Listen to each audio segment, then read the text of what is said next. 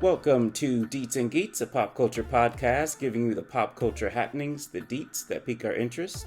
And the Geets, the music and lyrics that fill up our weeks. I'm Star Agni. And I'm LRK. In this episode, we cover Bollywood matrimony. I totally forgot the name. Indian Matchmaking. Oh, okay. Alright, so let's get right into it.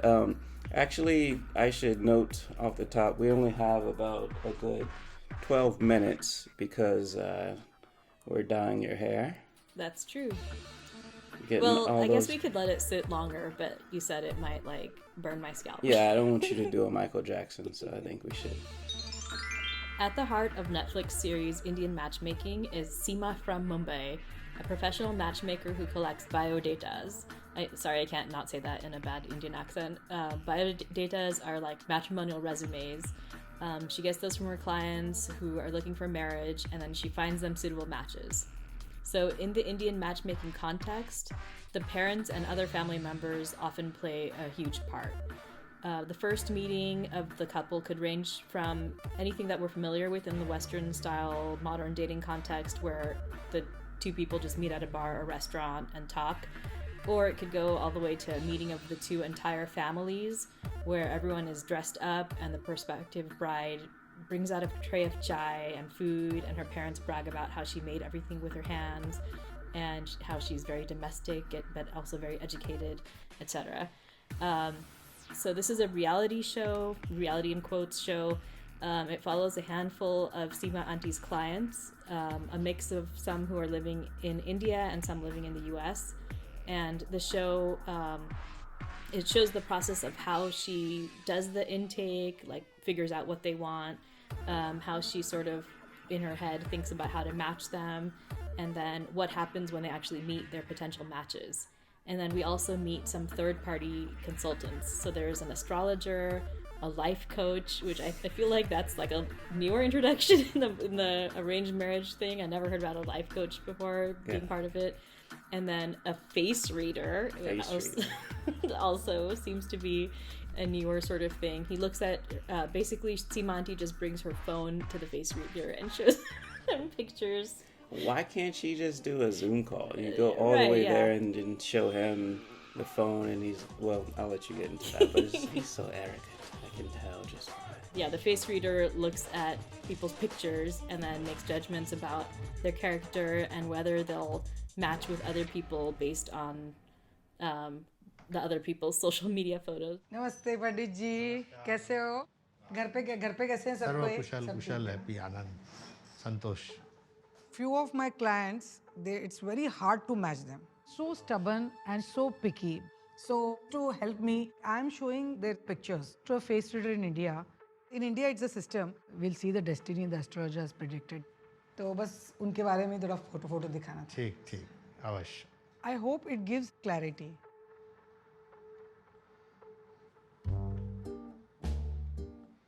ये पंडित जी Aparna है. When I think about Aparna, I get tired. Who can keep her happy? It's a difficult thing. और मुंह जो है बृहस्पति गुरु का है. और ये बिल्कुल जिद्दी हट्टी है. और अत्यंत पति इसका चरणदास आज्ञाकारी और पत्नी भक्त रहेगा. पति को 2 लाफा मारे तो ही बर्दाश्त करेगा. Anyway, so then, and then we also meet a second matchmaker, Geeta Auntie, and they collaborate on one of the clients because Seema Auntie's clientele apparently is more traditional-minded and Geeta Auntie's is more modern, in quotes. So that's the basic overview of the series. So what are your thoughts? Well, I don't have any notes in front of me, so I'll just go from what I remember and how I felt while watching the show. I think it's a little more scripted than I had thought it would be. Especially when it first comes on, it seems as if their meeting is not really natural. You know, the people sitting there and then the silence. And then the rapport between Seema Auntie and Preeti Auntie. And then later in that exchange, you see like the son has been sitting there the whole time. Oh yeah, and that like was hilarious. talking about him. So And what do you think, Akshay? How are you doing, Akshay? Or something yeah, like he's that. like so uncomfortable. So I thought that was a nice touch, but you can tell it was like scripted. So it's quote unquote reality show. Right. Yeah. Yeah, I'm curious, like, which parts of it were scripted and which weren't. I mean, I think a lot of it is also editing, so maybe stuff wasn't necessarily scripted, but they just, like, chopped it so that it was, like, Especially it just the pauses between questions. I think Yeah. they tried to add a little bit of tension there. Like Yeah. someone asks a question and you just see someone sitting there sort of looking like they're thinking, but they could have just been... Yeah, that was definitely, like, constructed Yeah. through different clips and stuff a lot of times. But, and also they wanted you to, like, come away with a feeling about each person. Like, Aparna was obviously, like, we're supposed to hate her. Right. And be like, what's wrong with her? Like, why does she have no sense of humor? And why is she even looking for someone? You could see her during the dates. It looks like she was having fun. Yeah, exactly. Like, I think she's funny. I think she, like, very well knows. I think she very well knew, like, how she was going to come across. Yeah. And she might not have known the extent to which it was going to be edited and spliced to make her be, like, so sort of one-sided or, like, unidimensional in her character. But I'm sure she knew when she was saying certain things, like, this is going to become a meme. Like, being like, you know, I hate comedy. Right. You can't say that on camera and with that, like, rolling your eyes and this huffy sort of demeanor and not think that, like, people are gonna be like, whoa, what's her deal? So yeah, and then you're supposed to love Nadia, like, she's so warm and friendly, and then I guess don't want to give too many spoilers away, but you know, there's someone who we're like, oh no, I can't believe he did that. And so like so I feel like you're supposed to feel certain things about people, and they, like, definitely kind of And construct that it for that person who you're talking about, actually, he had something to say about his portrayal Oh gosh, on the show, Netflix's yeah. portrayal. I'm totally down to cancel him though, because his thing, I mean, he had all this time to think about how he wanted to, like, defend him. I mean, I don't know if he knew how they were going to show him, but I'm sure he knew, like, it wasn't going to be super flattering. And then after all that time, like, the way he tried to, like, put his position out there was just like, yeah, I'm over him. But yeah, I think the show is complete meme gold. I mean, there's so many good moments. It's a very good bingeable show during the pandemic. And I will also say, like, I guess as an Indian American who has been married for almost 3 years, we've been married almost 3 years now, and so I'm safely removed from this whole Indian matchmaking space. So I can watch it and just think of it as funny. But I know for some people it is more triggering, either because they're, like, currently in the space, or, like, they've had really bad experiences with it.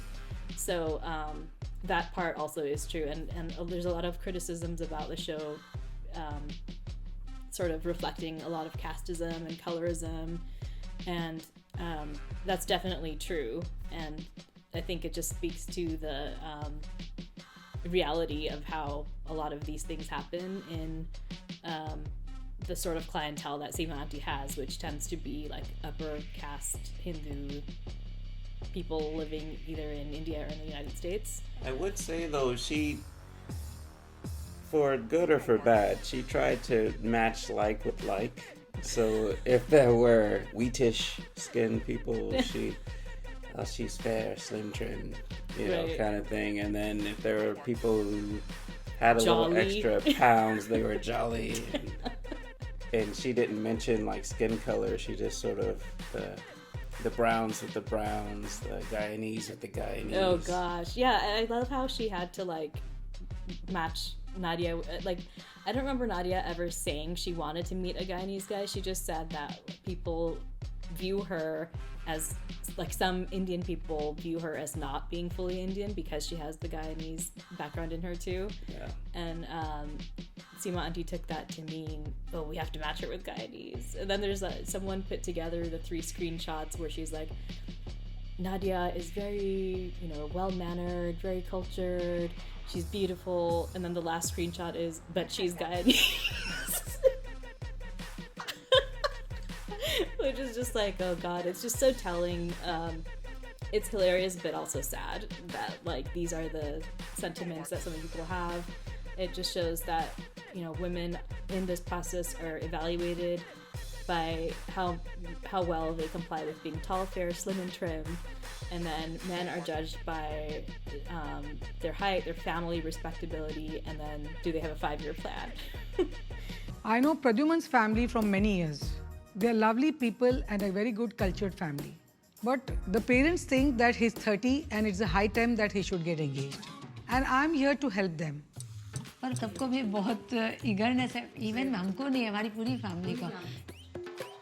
कर लेना, इस साल हो जाना चाहिए मेरे ख्याल से। क्योंकि अब हो गया, टाइम भी हो गया। इस चीज़ के लिए मैं हमेशा ये बहुत ज़रूर बोलती हूँ कि सब चीज़ समय पे होनी चाहिए। Okay, so the next dish is Peri-Peri fox nuts, and we have added some gold to add the glitter to the event. To start with, feel the dragon breath. So auntie, we have used liquid nitrogen in this. Basically, liquid nitrogen is minus 178 degrees Celsius, and because of the texture of the fox nut, it can absorb that things, and you can eat it, and that's the reason the smoke comes out as well. So that's the reason, but it's a small amuse-bouche to start with. It's very nice. One thing I did like about the show is that it's not in your face about making any type of point. Like, it kind of just presents things. Like, there's definitely no academic feel about it or anything. And yet, I think that the way they edited things was deliberate in some moments, at least, to show how absurd certain attitudes are. So, for example, Seema Auntie makes a big deal out of telling one of the women who's divorced that, oh, it's going to be hard for you because it's hard when divorce is looked down upon in our community, so it's going to be hard for you. But then when she's looking for a match for another woman who has not been divorced, she just like underhandedly matches her with with a guy who has been divorced without telling her, and then totally dismisses that. It's like, oh well, if she liked him, then we could have told her later. It's like, what? That is true, yeah. And then also, Rupam's dad, I guess, since Rupam is divorced, I guess he's okay with her meeting someone who's divorced, but he's so adamant that it shouldn't be someone who had been married to someone who was not Indian in the previous marriage. And then Rupam goes to visit her sister, and her sister is married to a man of African descent, and they have 2 kids, seem to be happy. So it's like, okay, wait, what happened there? Like, He probably, that's like the Padman appreciation, where he figures since it worked out, then I don't know, that calculus must have been worked out in his head where it's just fine. That's either great. that or he doesn't talk to them, because I guess he wasn't there, so. Oh, yeah. So maybe he's like, they don't exist. Yeah, I think we should explain Padman appreciation. I think it's such a good term. Okay, so That's all. in the movie Padman, which is roughly based on a real person who was obsessed with like making like menstrual pads, like on a mass basis for women in a village or whatever.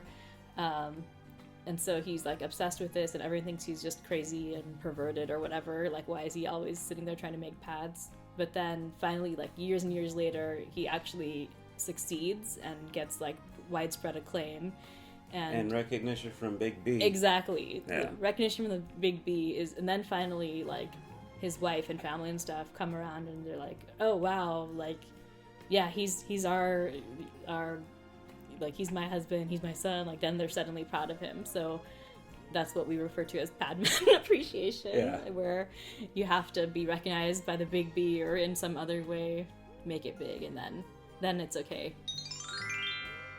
One thing I didn't like about the show, though, is that there was no like coherent way of following the story. So you were talking about how you were interested in seeing like the arc and all that stuff, and I feel like it was kind of just all over the place. Like, they introduced several characters early on, and then not characters, I guess, actual people supposedly looking for love, and then and then they like a couple of them just dropped off at some point, and we had no notice. We didn't know we weren't going to get any closure for them, and then like there were new people introduced like toward the end of the series, so it didn't feel neat in that way. It was all sort of uneven, but I still enjoyed it a lot, and I think it leaves like a lot of curiosity about what happens next with all these people. I don't know if like, I mean, especially with a pandemic in between, I don't know if we're going to see the same people in a second season if they have one, but I would be really curious. I think we already know from articles, like,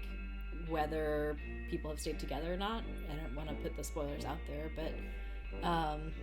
I was totally about to spoil it, but no, that's good. Yeah, we'll do that. Yeah, but worth a watch for sure. Yeah, if for no other reason than to understand all these memes going around about it.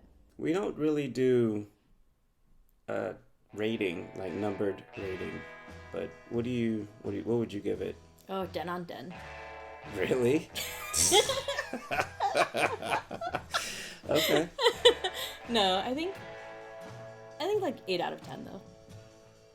I think I'd go 7.5 just because the story arcs were all over the place. Yeah, it was just so enjoyable for me, so I think that's why I'd give it a high rating. Yeah, I admit I don't really like dating shows because I feel like just reliving that whole era of my life was kind of, I mean, I didn't have like horrible dates, but it just wasn't fun until I met you. But yeah, just that whole thing of like small talk and like that painful, what was it? Akshay was talking about oh god, do you cats like and cats? dogs. Yeah, oh gosh. That kind of stuff. Ours was simple. It was like you sent me a message because we met online. Mm-hmm. You want to go out for Indian food and beer? I said yes and yes. Mm-hmm. And that was it. Yep, that was it. No cats and dogs. No. Final score. Answer. No, I'm still 8. Okay. So I think that has been in a total of 40 minutes. We should probably take it out now. Okay. Because it was supposed to be 12 minutes left when we started this, and it's like 20 minutes already. Okay. Yeah, I'll go wash this out of my hair now. All right. So that does it for this episode of Deets and Geets. You can check us out at deetsandgeets.com, and there's links to audio-only episodes, video episodes, and also our written commentary. Until next time, this has been Deets and Geets.